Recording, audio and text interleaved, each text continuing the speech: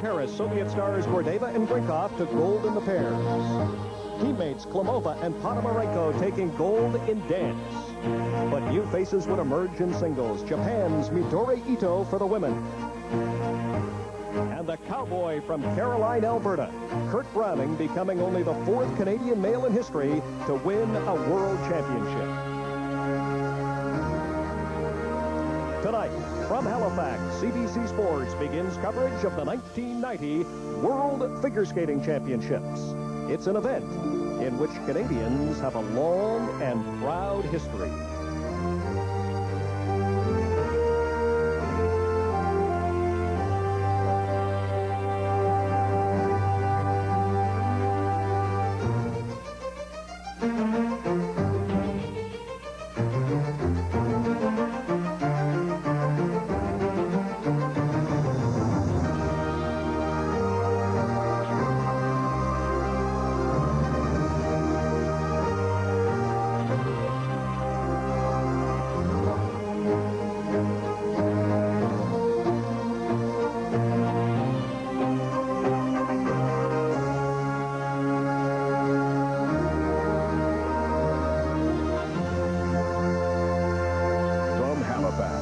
The 1990 World Figure Skating Championships.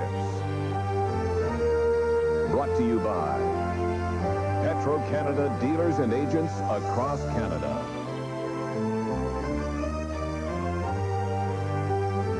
Ford of Canada, where quality is more than a commitment. Quality is job one. Teleglobe Canada, bringing people and continents together. By Kraft General Foods of Canada. And by Royal Bank, Canada's leader in self-serve banking. And now, here is your host, Brian Williams. The Met Center in Halifax. It is a first-class facility here on the East Coast. And let me tell you, it is jammed to capacity and alive with excitement on this Tuesday evening.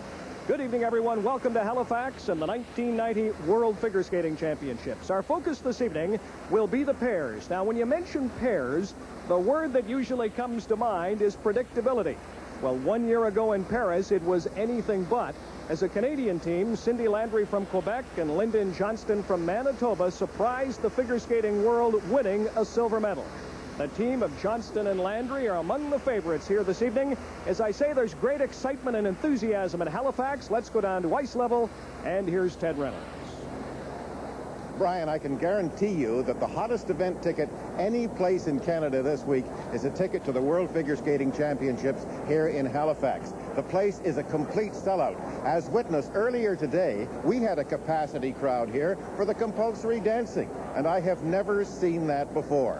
Joining me here in Halifax for our CBC coverage is Toller Cranston.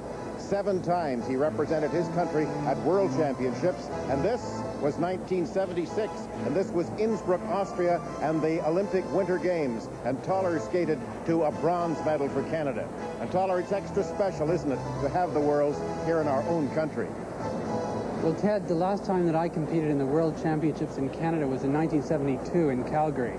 I remember being so nervous in the free skating warm-up that I didn't land a single jump. You can imagine how concerned my teacher was.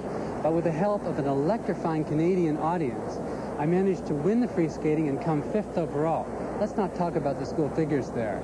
But another skater had some wonderful memories from Calgary as well. Canadian ice dance champions Robert McCall and Tracy Wilson won the bronze medal in 1988 in Calgary. And it's my pleasure to welcome Tracy here with us to join the CBC crew. Thank you, Toller. What were your memories of Calgary? Well, Toller, I remember standing at center ice after the free dance, the final portion of the competition. And I remember thinking, I don't want this moment to end. I want to remember all of it. One thing that made the memories that much greater was competing at home. You just can't beat that feeling of knowing that your friends and your family are there watching. Well, how important do you think the audience is going to be to the Canadian skaters here? I think this Halifax audience is going to make our Canadian skaters sparkle, and we are going to see some great performances. I think so, too. Let's go over to Brian Williams.